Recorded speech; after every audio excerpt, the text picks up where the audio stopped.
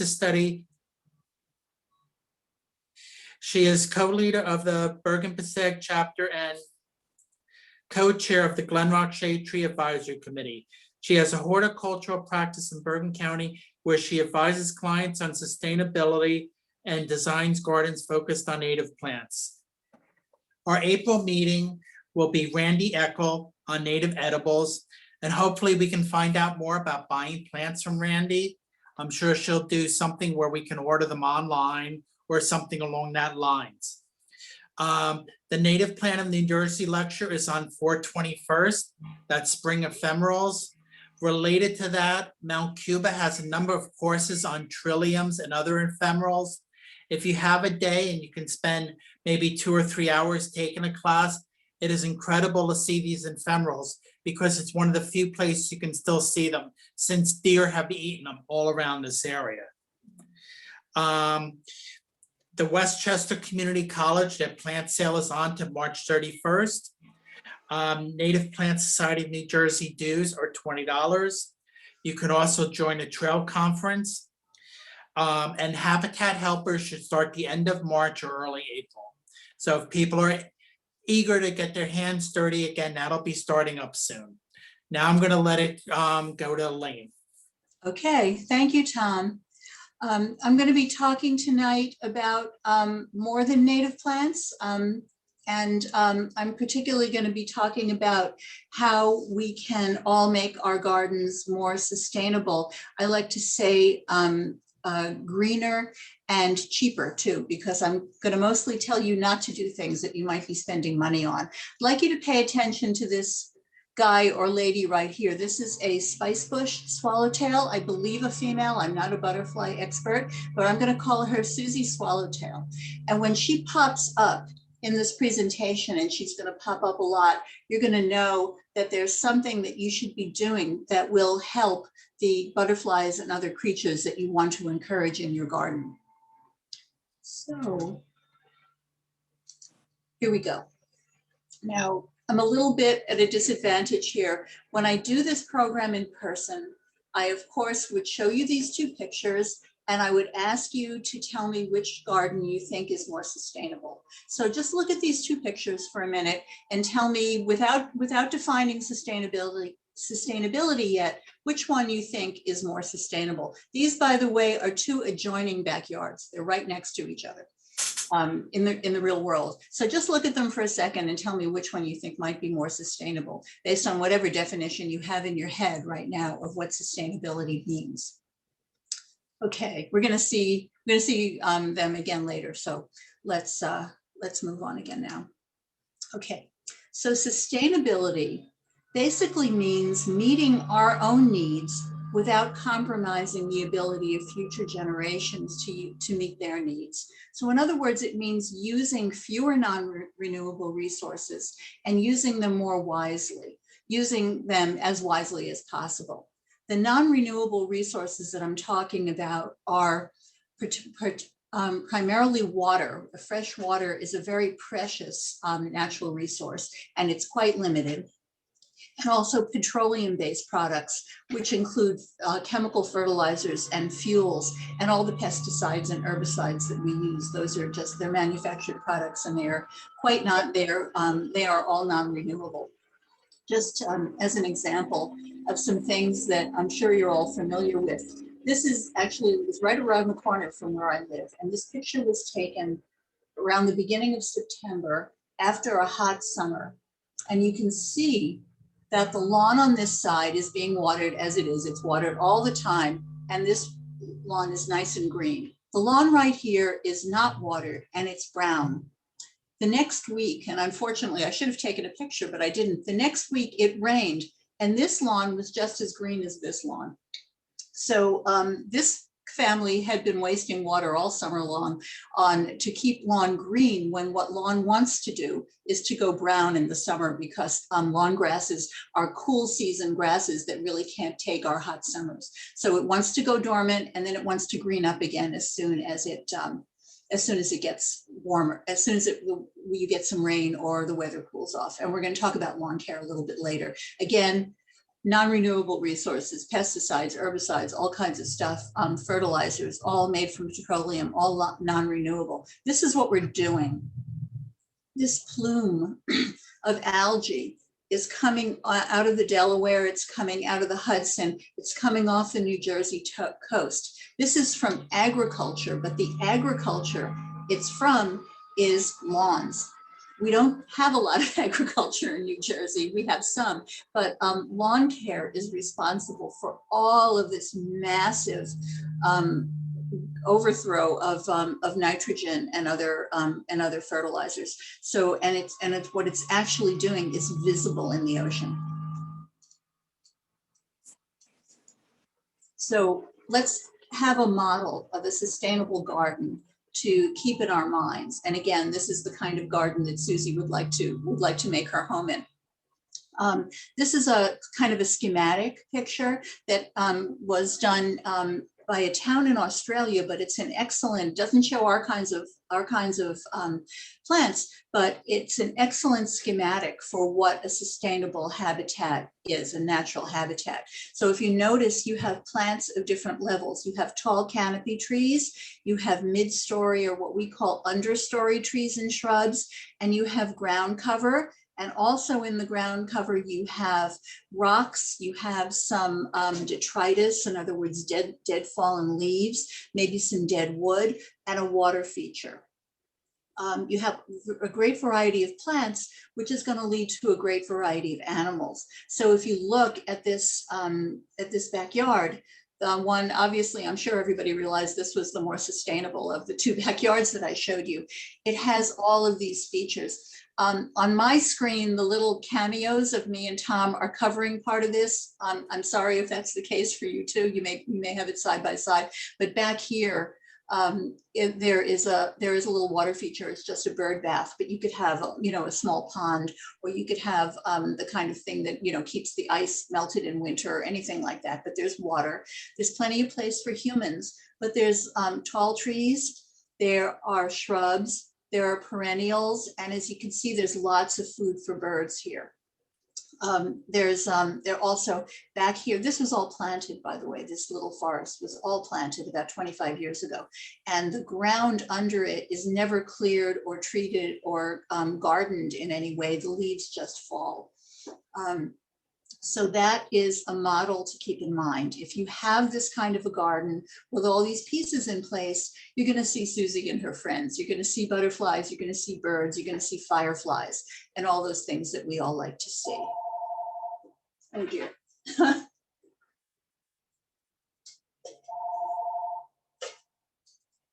Sorry about that. I should have taken it out of here.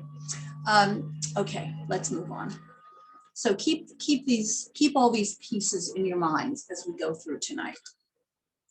The first, I'm going to talk about 3 different types of things that you can do to make your garden more sustainable. The first one is leave the leaves. Then I'm going to talk about composting. Then I'm going to talk about lawn care. And at the end, just for a few minutes, I'm going to talk about planting native plants, because I'm assuming that this group is already sold on the idea of planting native plants.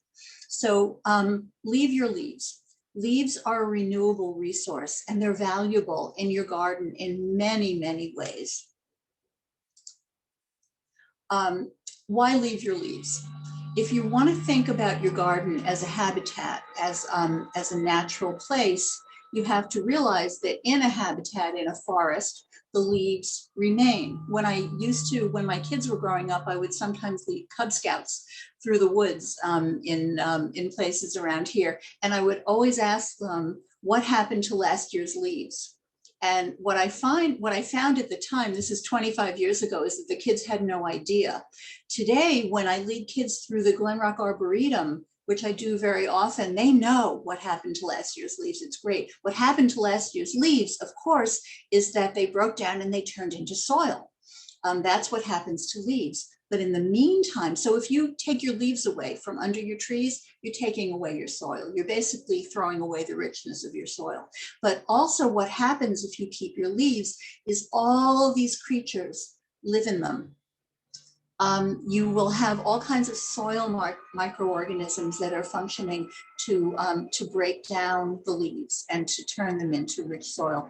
Birds will sift through them. In my garden, I have flocks of birds that come through in the winter, and they sift through the leaves. They actually throw them up in the air because they're looking for insects, the insects that are harbored underneath. You will see moths and butterflies because a lot of them overwinter in the leaf litter. When you throw away your leaves, you're throwing away all of that life. So that's why you leave your leaves. And here are some things you can do with your leaves when you keep them. You can use them as lawn fertilizer. They make excellent fertilizer. We'll talk about that in 1 second. You can use them as mulch. You can use them to make compost, which is another section of this talk. And you can use them just to create habitat in your garden. So first of all, leaves are free fertilizer for your lawn. This is not the very best thing to do with your leaves, because when you chop up your leaves, what you do is you just run your mower over them. When you chop up your leaves, you're actually chopping up some butterfly larvae and pupae too. So it's not the absolute best thing to do. I would not suggest you do this with all of your leaves, but you can, but when you do chop them, they will break down into very small pieces. They will disappear into the lawn very close, very quickly, and that will be releasing all the nutrients that are stored in those leaves. That's fertilizer. It's free. So that's one thing that you can do with your leaves. Just run your mower over them and it will chop them. Another thing is that leaves are free mulch. So if you very gently rake or blow the leaves from your lawn onto your garden beds, allow the leaves that fall on your shrubs, just kind of shake them so they fall into the ground, and that's your mulch.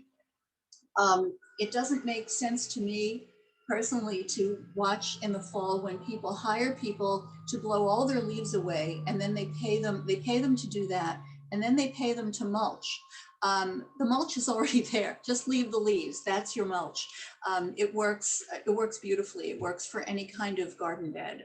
Your trees, your shrubs, perennials, vegetables, anything you grow can be mulched with leaves. And Susie will be very happy for it because her larvae, her pupae, will be there lying in the dead leaves all winter long, and then she will emerge in spring. So you will see, if you do this, you'll see not only butterflies and moths, but you'll see fireflies too, because they also live in the, a lot of creatures, very important creatures live in this layer, this very important layer that we tend to remove. So leave your leaves as free mulch. Save your leaves to use in compost throughout the year. There are a bunch of different ways to do it. This happens to be my leaf pile when it's not quite complete yet in the fall. I just rake all the leaves that fall in my backyard into a narrow strip, and then I'm going to use them in compost all year long. This is the leaf pile of somebody that I know, and she has, as you can see, she has simply strung some chicken wire between some poles, and then they just put the leaves in there just to contain them. I find when I do this, they don't blow around. They pretty much stay where I put them all winter, and then I can use them to put into my compost all year. So once the leaves sort of get wet and they get compressed a little, they stay put. You don't have problems with them blowing all over your yard. So save your leaves to use in compost. And finally, save your leaves even if you don't make compost, because it creates habitat for many, many, many wild creatures, particularly for, as they break down, particularly you will have the microorganisms that improve your soil naturally. Again, if you do this, if you have a little area that you just kind of leave alone in your backyard, you will have, Susie will be there, and she will thank you. I want to stop here. If there are any questions about leaving the leaves. I'm sorry, I should have said that you should write your questions in the chat, I guess, which I can't see now. Somebody's raising a hand. I'm not sure how to see that. Tom, can you see that? Somebody's raising a hand. I think you're muted, Tom. Just unmuted. Okay, good. Mm-hmm. Hear me? Yes. Are there, I should have told people to write their questions in the chat. People are raising their hands. Oh, yes, there are things, there are here. Can I get that back? I can see them actually. So somebody is asking if it's, let me start at the beginning. Here we go. Should you leave Norway maple leaves? And the question is yes. Norway maples are not as poisonous as you've been told they are, but they're not great trees. But yes, you should use the leaves of all trees. For many years, those were the only trees I had, and I've been using Norway maple leaves for many years. So yes. Somebody wants to know, is it safe? When is it safe to move leaves, or when have the larvae emerged? Generally, this is kind of true for all kind of garden cleanup. I wait, I'm going to talk about this. I think I'm going to talk about this later. You don't do a lot of garden cleanup until it's really spring. So what I do is I kind of look to see if a lot of my perennials are showing new growth, and that tells me that I can clean up my garden beds, because I leave the leaves that fall in my garden beds, and then I'm eventually going to rake those off, and I'm going to take them to my town compost because I don't have enough room from in my own compost. So I hope that answers that question. And how do you find a landscaper to do this if you're not able to do it yourself? And I guess I'm lucky enough to have a husband who'll do this for me. And I also, raking is great exercise. So I do rake myself manually. I rake the leaves. And I would imagine that if you're willing to pay somebody to do it, they'll do it for you. It might be a teenage boy who lives in the neighborhood more than a landscaper, because they're certainly, what they want to do is put all your leaves out on the curb. I would imagine that if you tell somebody to do it, they're going to do it for you. I know but landscapers will blow the leaves into the woods. Yes, they'll definitely do that. Yeah. Yeah. What about pests in the leaves close to the house? I'm not sure what you mean by pests. This does not attract vermin like rats and mice. It simply does not. There are the insects that are living there are things like the larvae of moths and butterflies, and they don't want to come in your house. So you don't get more bugs in your house if you do this kind of thing. I don't pile the leaves up right against my house, because of course you might have flooding and leaking. You don't want to have a big pile of wet leaves right up against the wall of your house. If there's any kind of a crack, you're going to get moisture. So I certainly wouldn't do that. But you don't have pests in the leaves. They don't track pests. Is it okay? Sure, rake them up in early spring. Somebody's asking, is it okay to rake in early spring? She leaves the leaves all winter. I would wait until, as I said, if you want to get rid of them, I would wait until the weather warms up. Not until, not just when, like now, it's way too early to do any kind of garden cleanup now, because all of those creatures that take refuge, the leaves are certainly still there now. Remember, it's still pretty cold at night, and it's probably going to get cold again during the daytime. Do I recommend using a mulcher to give the flower beds a more aesthetic look? It would have that effect, but you'd also be killing all those larvae. If you shred the leaves, you're going to kill the creatures that live in the leaves. So once you pile them up, once you've had a rain, they of course, it doesn't look quite as pretty. But right now, it's March now, and the leaves have been in place since last November. They're pretty much all just a layer. There's like a sort of monotone layer now. So that's that I wouldn't recommend shredding your leaves. So same question. No, I do not think that shredding the leaves is necessary. Okay, so somebody's asking, the leaves will stay in the backyard over the winter, and then in the spring, I would rake them. If so, what would be the best time to clean out the leaves in the backyard? If you're making compost, you need those leaves. You never want to get rid of them. In fact, you're going to run out of leaves in August and September, and you're going to be frantically looking for more. So you don't really get rid of them. If you're using them as mulch, or if you're using them as habitat, no, you don't want to get rid of them. you just want to leave them. The plants that are going to be coming up, if you have spring ephemerals growing, the plants are going to come up right through the leaves. You don't have to move anything aside. So you really don't want to remove them if you're using them for compost, if you're using them for mulch, if you're using them just to create habitat, leave them. If you let them lie on your lawn, and I don't recommend that people let a thick layer of leaves remain on their lawn, because that will kill the lawn. If you have a layer of leaves so thick that the grass can't poke through to get light, it will kill the lawn. So unless there's an area of lawn you want to kill, don't do that. Either rake them off or do mow over them. You know, maybe you want to mow over some of them and leave most of them. So I think that's it about leaves. And I'm going to move on. Thank you for your questions. Okay, making compost. So compost is basically what happens if you leave a pile of leaves and don't do anything to it. It's not something that requires any effort at all on the part of the humans. I think people tend to overthink compost. It's really a perfectly natural process. And so you go from this to this, really with no effort at all. So let's talk about what that entails. All you need to make compost is an out-of-the-way place for the compost piles or for your bin, if you're using some kind of a closed system. You need brown material to provide carbon, and that's primarily leaves. You need a leaf rake or a blower to put the leaves where you want them to be. And you need a place to store leaves before you put them in your compost.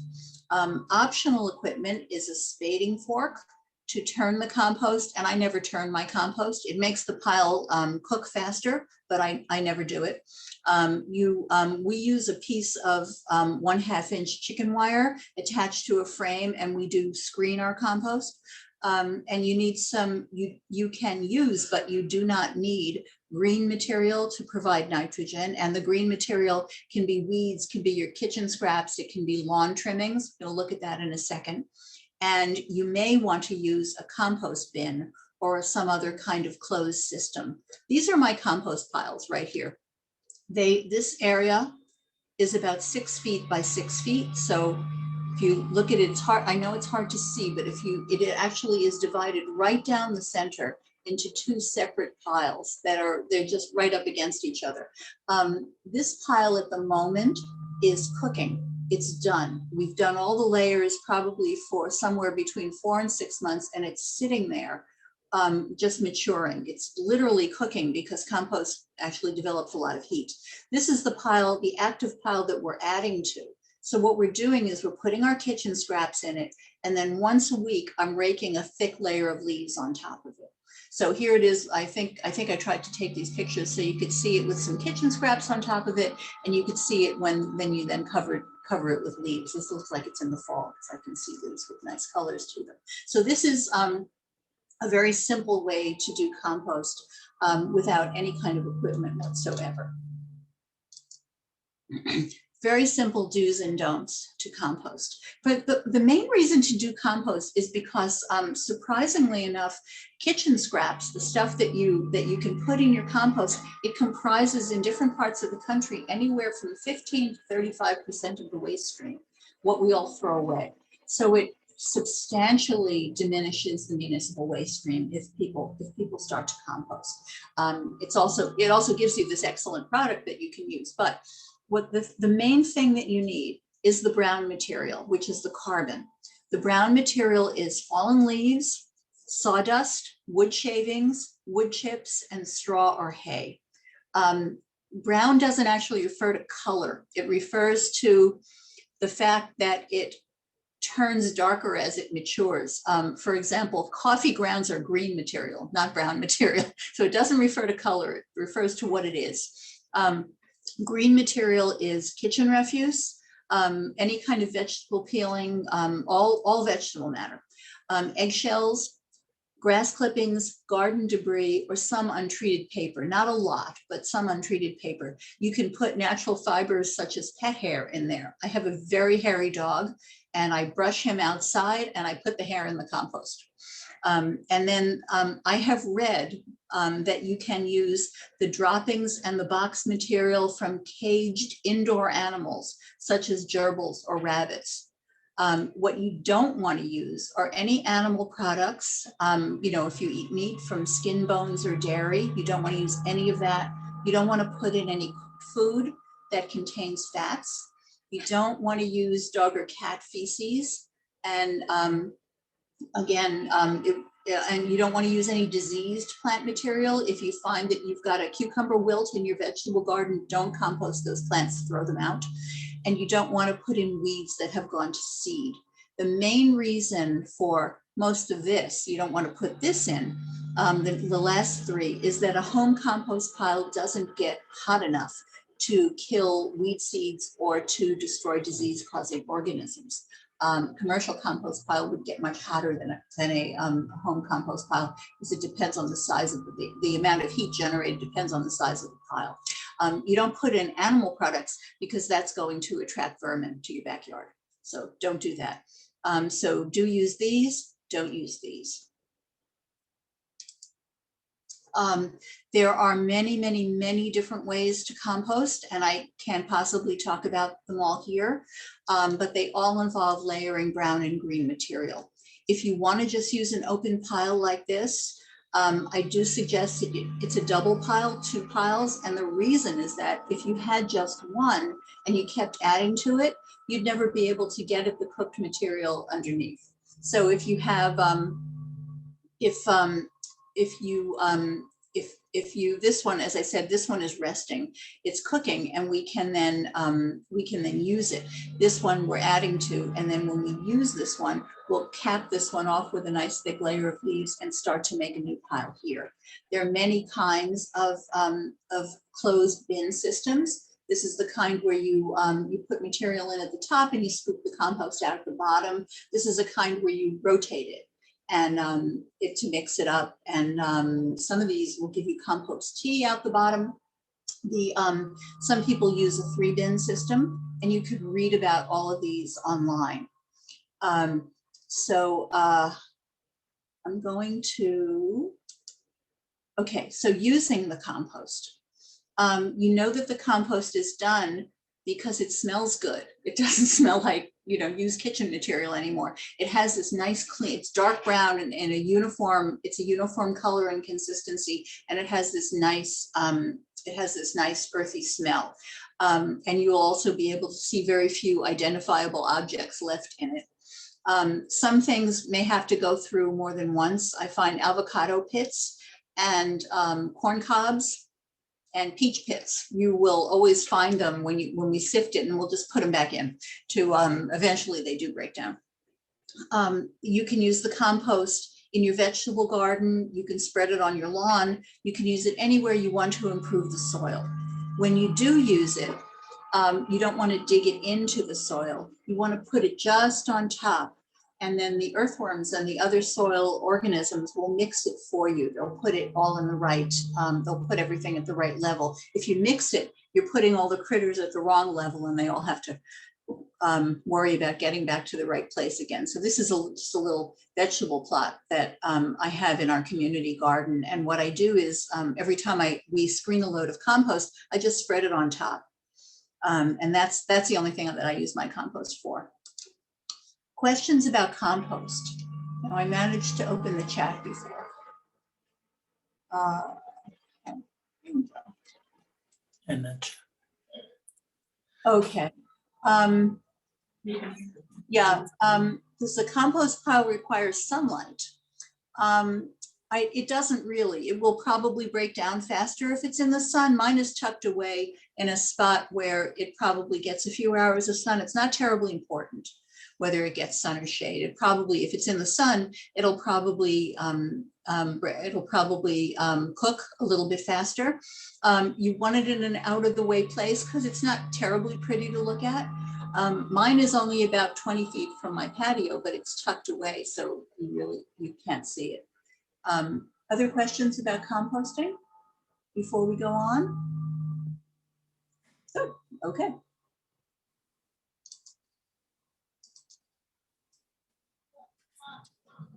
Okay, sustainable lawn care.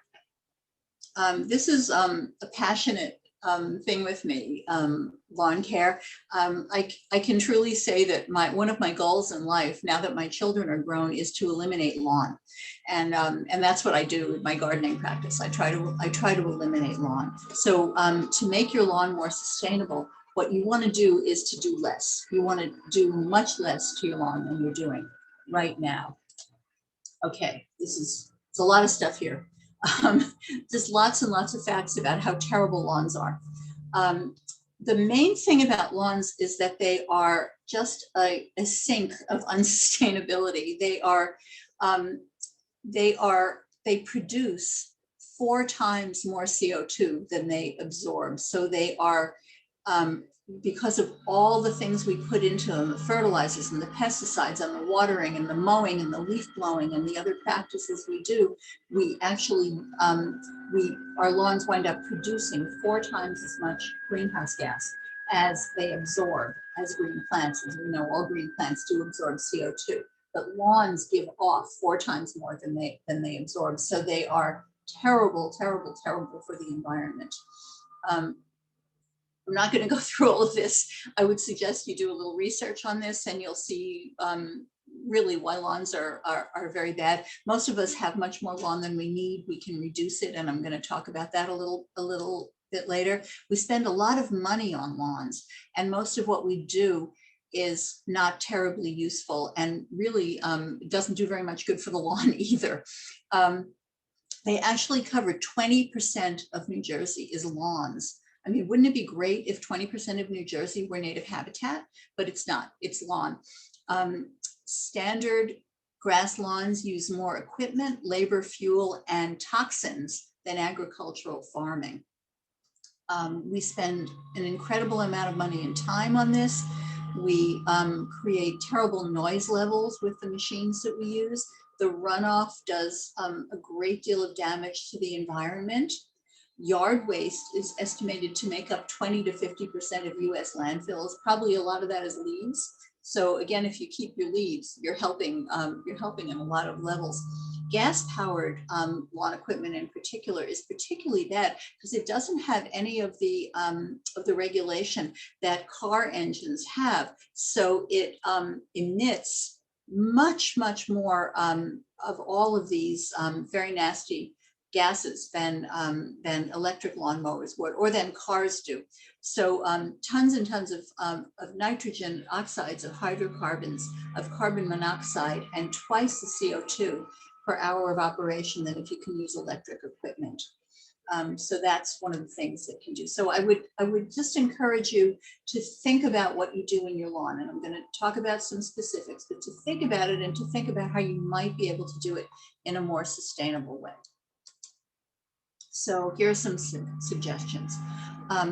Most of the water that we put on our lawns is pretty much wasted, aside from the fact that some people water when it's raining, and they water when it's in bright sunshine, and they water during the rain, and they water at all the wrong times. But they water very frequently and very shallowly. So the water is never helping the plant to make strong roots. This is a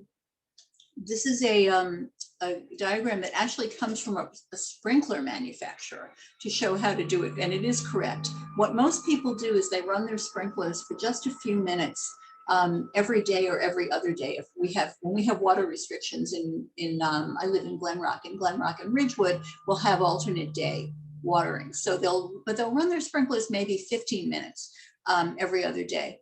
And what that gives you is a very, very small amount of water. And what that does to the plant is it encourages it to create very, very shallow roots. If you run your sprinkler for a longer time, up to deliver to the plants as much as an inch a week of water at one time, you will develop very healthy root systems, and the plant will need much less watering. They'll be able to survive drought periods. They'll be stronger and much more healthy. You probably have no idea how long it takes you for your sprinkler, or whether you're talking about a sprinkler, an in-ground sprinkler system or an oscillating sprinkler, to deliver an inch of water. And I would bet that it's a lot more time than you think. If you would, the way to know how long it takes to get an inch of water, and this is crucial for watering many kinds of plants, is you put a container on the ground, put a cat food can on the ground. You don't need a little water meter, but you can get those too. Put a container on the ground while your sprinkler is running and see how long it takes to get an inch of water in it. And I would bet you that it's at least an hour. And I would also bet you that you never water for that long at a time. So infrequent but deep watering, much better for all plants than frequent but shallow watering. You'll also use less water. Better yet, even better yet, and I know most people don't believe me, is stop watering. Lawns don't need water. It's natural for lawns to go dormant in hot weather, as this one has. Showed you this picture before. This lawn did what it was meant to do in a hot summer, which is go dormant. It's not dead. As soon as it rains, this is going to be just as green as this. So our lawn grasses are not grasses that are native to this continent. They are native to areas like Northern Europe that's much cooler and wetter than our climate is. So they're adapted. They're called cool season grasses, and in hot weather, they simply go dormant. The watering is just keeping them growing artificially. You can also retrofit your sprinkler system so you don't water the hardscape and waste a lot of water that way. I should have a picture of this, and I'm sorry I don't, but most sprinklers like this one are meant to cover a very, very wide area. So when you put in a sprinkler system, you put in as few of these heads as possible, and that does save money, but it also wastes money every time you water, because if you had, I would bet you, sorry, I can't see it because my little vignettes are over, but there's probably another sprinkler head right here. And that sprinkler head is watering the sidewalk and out into the street. As you can see, the sidewalk is right here. It not only drives people who want to walk on the sidewalk out into the street, which is not nice, but it's wasting a lot of water. So you can retrofit your sprinkler system with a few more very small sprinkler heads, even right along this median strip, and that will water just the grass and not the hardscape. That's another way to save water. Again, this is what irresponsible watering and an overuse of fertilizers is doing to our oceans. Lawn chemicals, they're just not necessary, and all of the pesticides and fungicides and herbicides we use, they are unnecessary. They pollute our water, and they're harmful to humans and pets and wildlife. Learn to tolerate some clover or some violets in your lawn. They're pretty. Grass is not particularly pretty, but the flowers that grow amongst it are nice and pretty. So learn to tolerate some things that you might think of as weeds. And also fertilizer. In general, plants have been making their own food for about 400 million years, which is long before humans came along. Plants make their own food. That's what they do. They're the basis of all of the food that is produced on Earth. They don't need plant food. They don't need fertilizer. If you feel that you must, so most of these systems, the Scott's 4-step and all that stuff, it's basically putting all of these chemicals, particularly the fertilizers, right into our water system, and it's causing these algal blooms. That's what's causing the toxic lakes. It's what's causing all of the when you see a bright green pond like that, that's what's causing it. There is the best practice, if you feel that you must fertilize your lawn, is to apply once a year, and preferably in early fall, use a slow-acting organic fertilizer, because most of the synthetic fertilizers are very quick-acting. They're very volatile. Nitrogen is extremely volatile, both in water and in air. So most of what you put down is just, it's going up into the air, or it's going down into the water system immediately. If you use a slow-acting organic fertilizer, and you don't need to do it more than once a year, your soil will thank you. All of these chemicals are also literally killing your soil. They are destroying the soil structure, which is the term that's used for the way all of the components of the soil work together. Most of the components of a healthy soil is living organisms, microorganisms that we can't see. And these chemical fertilizers are chemically, they are salts, and they're killing all those organisms. So your soil is literally dead if you've been using these things. So if your soil is literally dead, Susie's going to have a terrible time in your backyard, as are fireflies. I would bet you if you stop using all these things and you start letting your soil recover, you'll start to see fireflies again. I would bet you that you'll see more of all kinds of beneficial insects, and you'll certainly see more birds if you start to do this. And remember, it's hard to remember this because our properties are not self-contained. We think of them as self-contained, but they're not. Anything you apply to your lawn flows into the water system. If you have a stream nearby, that's where it's going, and it's being carried to nearby lakes and into the bay and into the Hudson River. So you just need to remember that that to the Passaic and then into the Hudson River. I'm a New Yorker, I think in terms of the Hudson, but here it's going in right into the Passaic River, which goes into the bay. So you want to you want to think about that too when you are treating your lawn. But the main thing is that these things are not necessary. Just a few more things, sustainable techniques about lawns. And again, Susie's going to thank you for all of these things. Mulch while you mow. If you get rid of your grass clippings, even if you compost them, don't leave them on the lawn. That's nitrogen, that's fertilizer. So just take the bag off your mower. You don't need a special mulching mower. Take the bag off your mower, and as you mow, let the clippings just lie on the lawn. They will break down very, very quickly, and that's fertilizer in the lawn. Use electric powered rather than gas powered equipment. It's getting better all the time. So the next time you have to replace your mower or your blower or your snow blower, get an electric powered one. And they really are getting better all the time. Let the grass grow long. Set the mower blades as high as they'll go, and it's about 3 inches. The longer grass can carry out more photosynthesis. It can grow healthier and stronger.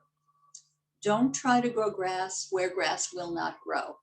A lot of landscapers will tell you that if you have moss, you should put down lime because that will take care of it.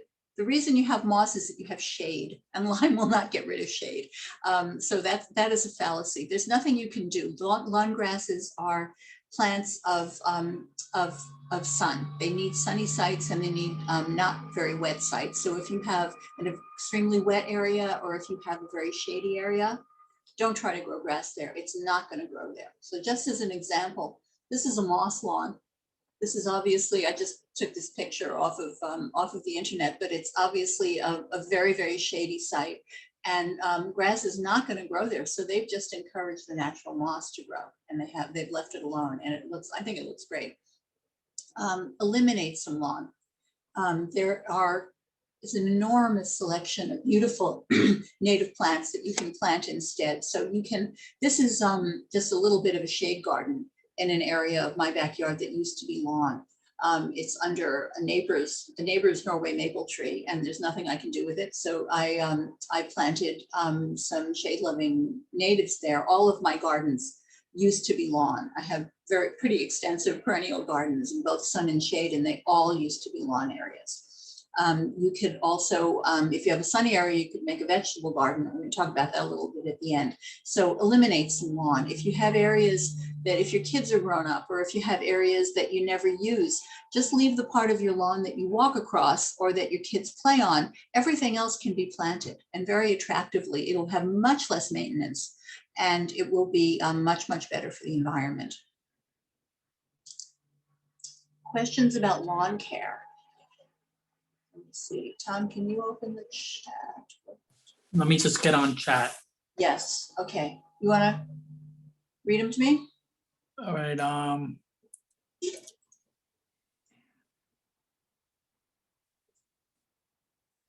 My garden plants are also the sprinkler system. Can I water? Or what the sprinkler? Are what? My I'm not- garden beds are also the sprinkler system, I don't Can- understand what you're my- saying. 1 inch per week. Not sure what that means. Yeah, hang on a second. Maybe she meant. Oh, somebody, oh, Diane is here. Hi, Diane. And she says that Susie is a female spice bush butterfly. I thought so. Thank you, Diane. Okay, we have, oh, there's more questions about compost now. Maybe we'll go back to those at the end. My garden beds are also the sprinkler system. I think that Okay, I guess what she means is that what you mean is that the sprinkler is getting onto your garden bed. So can you water your plants 1 inch a week? You can, but you don't need to. So that's one reason perhaps to retrofit your sprinkler system so it doesn't extend quite as far. So the heads don't extend quite as far. You can certainly water just about anything 1 inch per week, and it's not gonna hurt it. I would suggest watering everything less. If you have native plants that are correctly sited, they should almost never need water after they're established. So if you're watering your lawn and you're watering all those plants, you are probably wasting some water. Okay, how do you get rid of crabgrass and other weeds? Well, I don't, but crabgrass is an annual. If it really, really bothers you, I have to admit it bothers me not in the slightest. If it really, really bothers you, it's an annual. As soon as you see it, pull it up. Don't let it go to seed, and then you won't have any crabgrass anymore. You know, you probably will take a couple of years to exhaust the seed stock in the soil, but if you keep doing that, you're not going to have crabgrass anymore. I would not do anything to get rid of violets. There's lots of little flowering things that grow through our lawns. Some of them are not native, but still they're going to attract pollinators. I wouldn't do anything about that. If weeds really bother you, well, weeding is good exercise. If you can, do it that way. It's much less disturbing. I certainly wouldn't pour anything on them. I wouldn't use herbicides. You can, that's what I have to say about weeds. You learn how to dig up particular weeds. If you really want to get rid of dandelions, you know that you have to get the whole taproot. So there's different ways to attack different things. I do dig out dandelions in my flower beds, but I don't dig them out of my lawn. So if there are no other questions about, thank you for that verification, Diane, about the female. I thought it was a female spice bush swallowtail, but I wasn't absolutely sure. I'm going to go back to the composting questions at the end. There are some here that we didn't get before, but I'm going to go on because we're almost done, and then I'll go back to all of those questions. Okay. So another thing you can do that Susie will appreciate very much is to plant in sustainable ways. And this involves even more than going native. As you know, we are a chapter of the Native Plant Society, and we like to talk about native plants, and we like to encourage you to grow native plants. But I figured that on this once, most people here would already be convinced of that, so I could talk about some other aspects of sustainability. So just to go back to what a sustainable garden is, layers. If you have tall trees, make a nice mulch island around them, and I'm going to show you that in just a minute, and plant it. Plant the shrubs that go with your trees, plant the understory that goes with your trees, and eliminate some lawn that way. You can have an area where you just, as I said, this is all planted.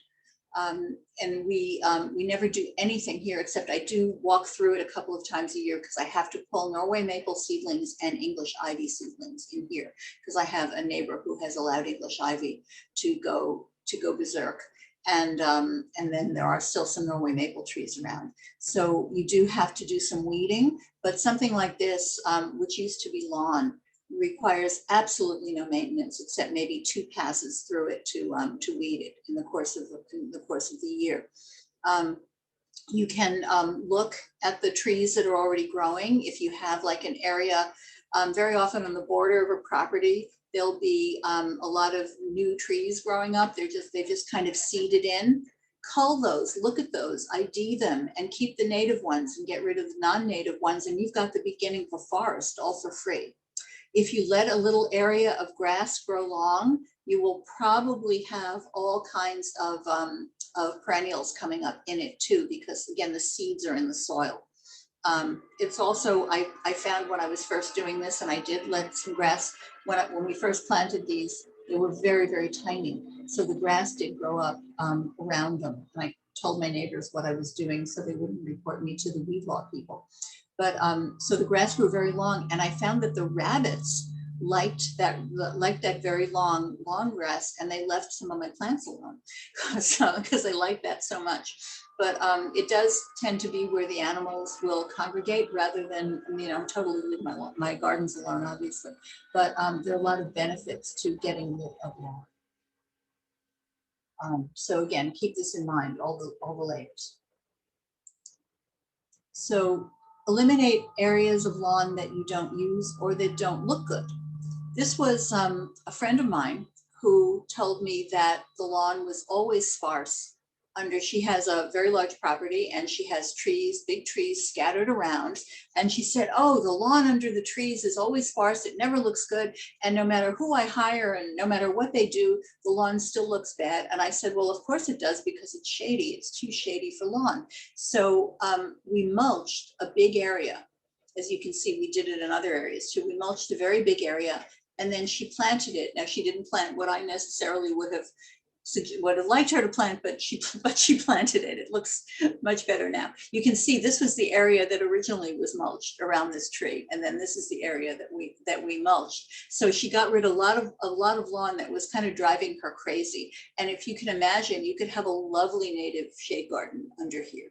You could put in, you could put in ferns and all kinds of native flowering plants that would look lovely here. This is an area of perennial border it's in full sun, and it was lawn. So what we did was we created a couple of perennial borders, and we joined them with patio. And it was all just lawn. It was very, very hot. So now the land is productive, and it has all kinds of pollinators and birds and other kinds of critters, whereas before it was just lawn. You can also very productively do a small vegetable garden. I like this one because it was in a series of boxes, and it's a very neat way to do it. But you could easily, if you have a sunny area of lawn, you could easily turn it into a vegetable garden. So just a few things: tree islands, perennials and native grasses, vegetable gardens. Any place you have a tree, mulch around it, and then gradually plant into it. You don't have to do it all at once. If you have two trees further apart, mulch between them, and then create let the things join, and then you'll eliminate more and more lawn as that island gets bigger. It will look very attractive.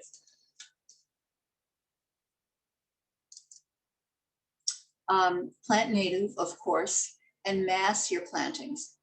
The idea of planting so that you have a sea of mulch, and then a plant here and a plant here. Well, it's not doing anything for the environment. You're going to have a lot of runoff when it rains. You're going to have it's not hiding the animals. It's not doing all that kind of thing. So put your plants close together. Have a lot of plants close together. You can start off with very small ones, very inexpensively, and they will fill in very quickly if you start with healthy plants.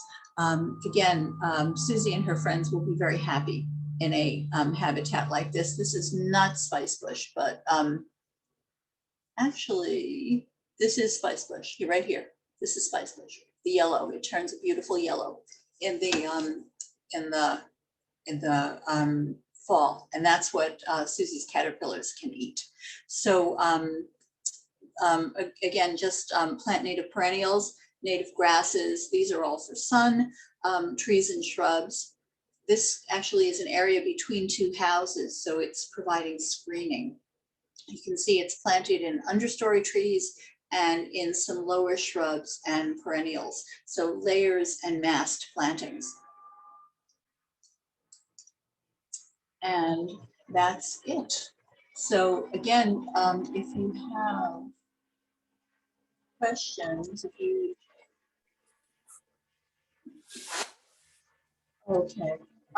So somebody asked me, you want to do that, Tom? I want to go back to the compost questions too. There's a question right at the end. Okay, soil and flower beds. Soil in flower beds, there's two questions about what kind of soil you use in flower beds. If you plant good, tough native perennials, you should be able to simply plant in the soil you have. Again, you're not going to put wetland plants in dry sites or vice versa. You're not going to put sun lovers in shade or vice versa. But unless you're talking about very specialized type of soil, like if you have clay, and we don't tend to have that very much here. Most people have, that I'm familiar with, places, gardens that I've worked on in Bergen County, or worked in, people tend to have either quite sandy soil because they're living in a river bottom, or they have like a more black, mucky wetland soil. So, because a lot of places in this area were originally wetland and should never have been built on, but we won't go into that. But you really shouldn't have to do anything to your soil unless, the only negative example of that is if you really don't have soil at all, you have fill. And sometimes after building, the builder will simply fill in with rubble. And you'll know you have that because you literally can't dig in it. And if that's the case, you're going to have some of that replaced with topsoil and mixed in. But if you can dig in it, you should be able to plant it. There are many, many plants that can do better, that can do well in very, very poor soil. Native plants don't need mineral rich soil. They actually create soil as they live. I started out gardening with soil that was so sandy, it was like beach sand. It sifted through your fingers. And I've had a prairie there for 25 years. And now I have prairie soil. I have dark black loam because the prairies made the soil, not vice versa. So your plants will improve your soil. So I would not suggest doing anything to your soil, adding to your soil. Native plant sales coming up. The Native Plant Center at Westchester Community College, and that is the correct name of the place. It was in our last mailing. It was in our e-blast that went out on Monday that you probably received. The Native Plant Center at Westchester Community College has a plant sale going on right now. The one at the Native Plant Society of New Jersey is pretty much over. The pickup is this coming weekend, and they were pretty much sold out by last week. Everything sold. It was a very nice one. But the Native Plant Center at Westchester Community College has a plant sale going on right now. You buy your plants online and then you would go there to pick them up. How much weeding do you need to do in summer, or do you leave the weeds? Well, it depends on what you mean by a weed. Very often stuff comes up that I wind up keeping. You never know. I like to think about serendipity in the garden. So things sometimes just come up on their own that once they get big enough that I can ID them, I wind up keeping them. But if your garden is nice and crowded, you're not going to see the weeds. So that's another good reason for having, for massing your plants and having everything very close together. When you're starting a garden, you probably will have to do quite a bit of weeding that first summer until things fill in. But afterwards, there really isn't not much to do. Vegetable gardens, yes, they have to be weeded like mad, but perennial gardens, not so much. I'm going to go back because there were more questions about compost. And they start, okay, sunlight. Oh, how do we screen our compost? So when the compost is nice and cooked, and we know because we dig into it and we see that it's the same all the way through. So we take a rectangular plastic bin that we've had forever, and we put on a table you know, just right by the compost pile. My husband does this with me. And we put the screen on top of it. We have just a piece of screen that's attached to a wooden frame. We put that on top of it and we dump by the spadeful, we dump the compost onto the screen, and both of us wearing gloves just kind of push it gently through the screen. So my compost is under a tree, so it's going to have twigs in it. So we take those out. The occasional label gets through, the occasional rubber band. So, you know, you throw that out. And then things like peach pits and corn cobs that don't break down the first time, we just throw them back into the compost that's already working. So that's how we do it. My compost is very clumpy. Hard clumps in a rotating dark bin that's in the sun. I spin it off in any ideas. I really do not know very much about composting in bins. If it's clumpy, maybe it's too wet. Tom, do you know anything about this? No, I don't. Yeah, maybe That is it's too wet. I've never composted in a bin, so I don't really know anything about that. I'm sorry. If anybody else does, type it, please. I think that's all. Okay, please talk to how one uses removal of compost to different. Oh, does the compost have to be baked? No. When it's cooked, it's cooked. It's done. What we do is we, after we screen it, we just put it into some big plastic bins that we use for this purpose, and I take it to my vegetable garden. So no, once it's cooked, you know, it doesn't smell like garbage anymore. It smells like nice, clean earth. It's done. So you can screen it or not screen it. That's up to you. But it's done, and you put it right down on your beds. And as I said, when you use compost, you lay it on top. You don't dig it in. The new information about how to deal with soil of all kinds is to dig as little as possible. You don't want to turn over layers the way people were taught 40, 50 years ago in gardening. You never want to double dig. You never want to turn over layers of soil. You want to just put stuff on top, and it will get mixed in naturally by the work of the soil organisms and other creatures. So it does not have to be, when I say cooked, I mean that natural heating process is going on. It's a natural chemical process that gives off heat. So the compost will be hot, and in the winter, on my open beds, the snow melts over them very quickly. I have to say, this winter was the first time that I ever remember we couldn't get to the compost. And that wasn't because the compost wasn't covered. It was because the leaves that we needed to put on the compost were covered. So we actually couldn't compost for a few weeks until we could get to our leaves again. It was kind of, it was a first for me. We had so much snow this winter. We hadn't had that in a long time. If there are no other questions, we're done. I'm going to stop recording if I can figure that out. Pause recording, stop recording. Yes.